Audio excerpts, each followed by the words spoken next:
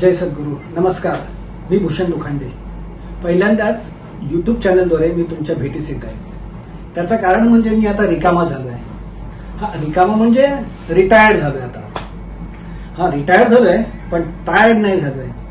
आणि मुख्य म्हणजे माझी सिस्टीम आहे ना, शटडाऊन नाही, रिस्टार्ट केली आहे. रिटायर्ड झालोय, पुढे काय करणार असे सल्ले येऊ लागले. म्हणजे पुढचं प्लॅनिंग वगैरे काय असं. जसं सगळे प्लॅनिंग करतात ना, तसं मीही प्लॅनिंग करून ठेवलं होतं. पण हे प्लॅनिंग रिटायर्ड लाईफ नंतर ते पॉसिबल कसं होणार हा मोठा चॅलेंज होता.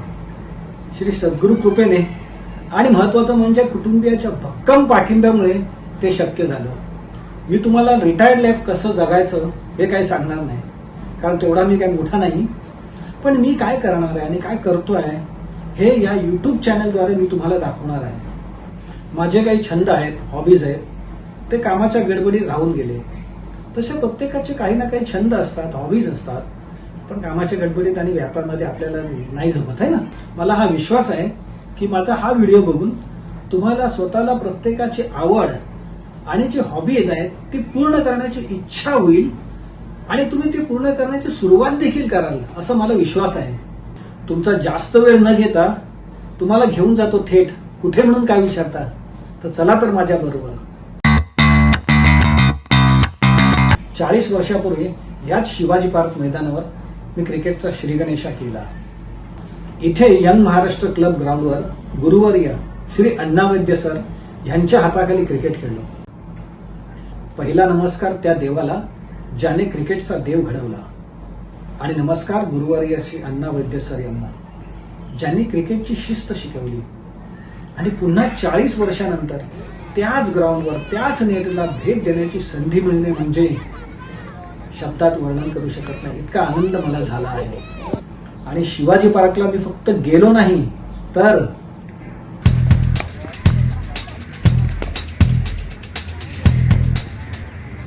आणि ही संधी आताचे कोच श्री सचिन सावंत सर आणि श्री वारंग सर यांच्यामुळे प्राप्त झाली. त्यामुळे मी त्यांचाही आभारी आहे.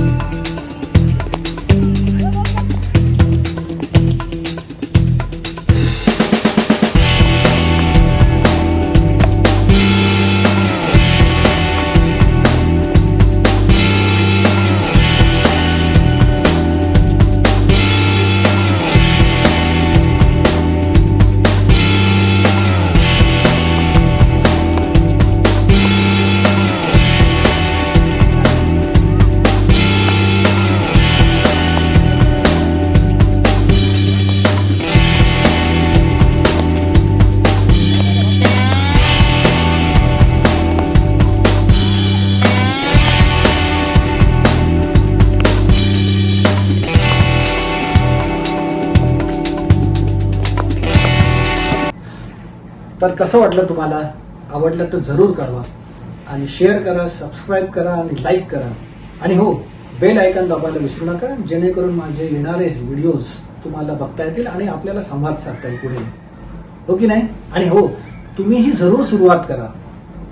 हो, पण त्यासाठी त्यांच्या कुटुंबियांनी सुद्धा त्यांच्या पाठीशी उभे राहणे जरुरी आहे.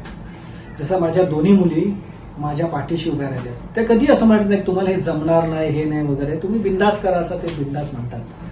माझी पत्नी सकाळी उठून मी निघते वेळी 2 चपात्या तरी खाऊन जा असे सांगून माझा उत्साह द्विगुणित करते. आणि हो, जाता जाता एवढंच सांगतो, सचिन तेंडुलकर यांचा जेव्हा जन्म झाला 1974 साली, त्यावेळी मी क्रिकेटची सुरुवात केली. आणि आता सचिन तेंडुलकर रिटायर झालाय आणि मी पुन्हा पॅडअप केलाय.